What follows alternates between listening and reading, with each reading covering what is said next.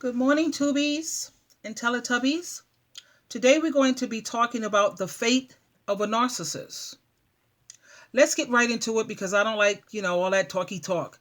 The fate of the narcissist is they usually die the same way that they lived. They lived hurting people, and that is how they usually die. Hurt, broken, and alone. They lived as an empty shell, and that's the way they will die. Alone and empty inside. If you don't believe me, if you want to really hear their fate, check out my videos. I have two videos that I would like for you to look at. The first one is Narcissists Always Reap What They Sow. Listen up. And the second one is Narcissists Are Reaping What They Sow as We Speak. After you listen to these two videos, you will be a believer. And you should never, ever, ever doubt again that their fate is never going to be pretty. You should never doubt again that God says, I got this. Listen to those videos of mine when you get a chance. You have to remember that narcissists are never their authentic selves. They are just a shell completely taken over by evil.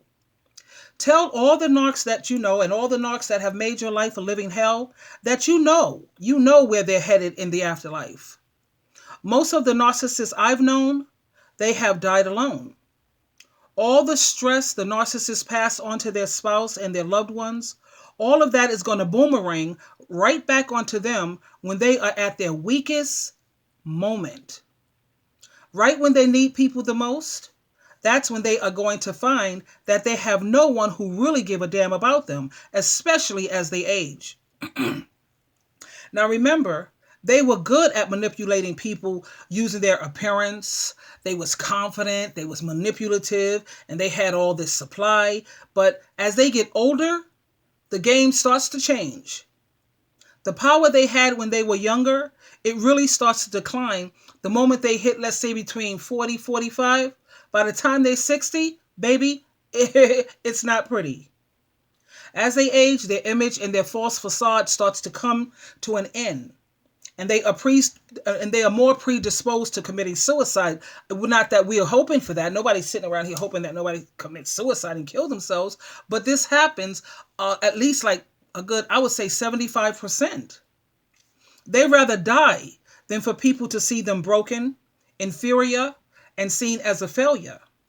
Also, studies have shown that people with personality disorders, they are more likely to suffer from dementia and Alzheimer's disease before people who are more like empaths and people who are more mentally healthy.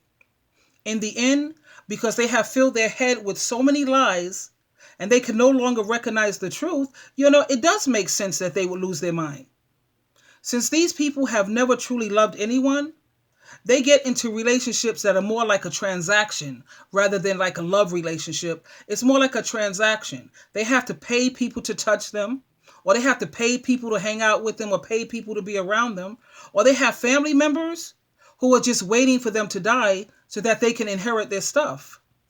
Personally, I think that's worse than being alone. They suffer all kind of problems that you and me, if we had those problems, we're tough enough to get through it, but not the narcissist. When you are vulnerable due to getting older, as you get older, you become a little more and more vulnerable. That's the time when you want to be around people who are kind and people who are trustworthy. But when it comes to the narcissist, the people that they find themselves around, they're going to find that they're around people who are going to use them, abuse them, take advantage of them, the same way that they did other people. Like I said, they die the same way that they lived.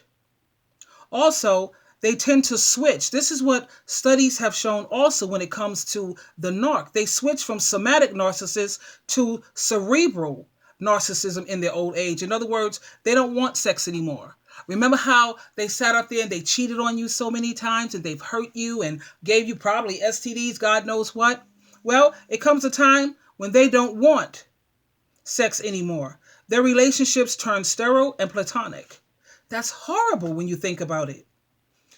A lot of these people, they slip into a deep depression that they can't seem to get out of.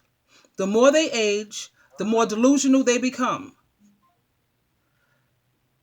They have an extreme break from reality when they lose their supply and their support, because that's what they're used to leaning on, and that's what usually pulls them out of their depression.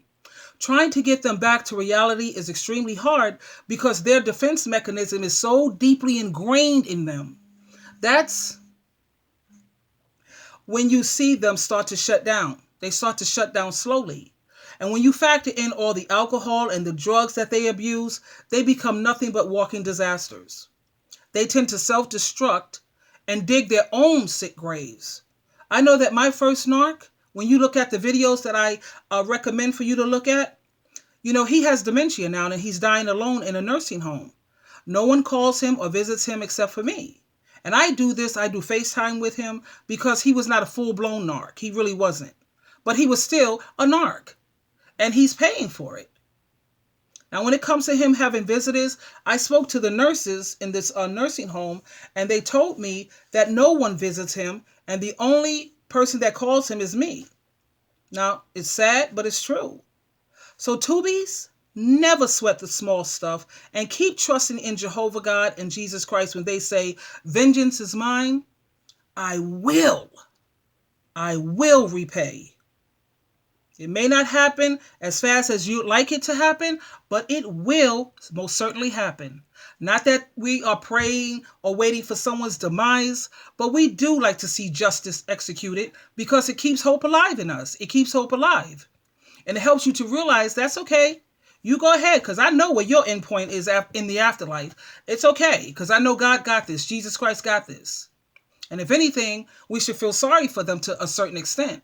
At the same time, I love seeing justice executed. This is Sheila True Love. Thank you for listening. Until next time, we'll talk again.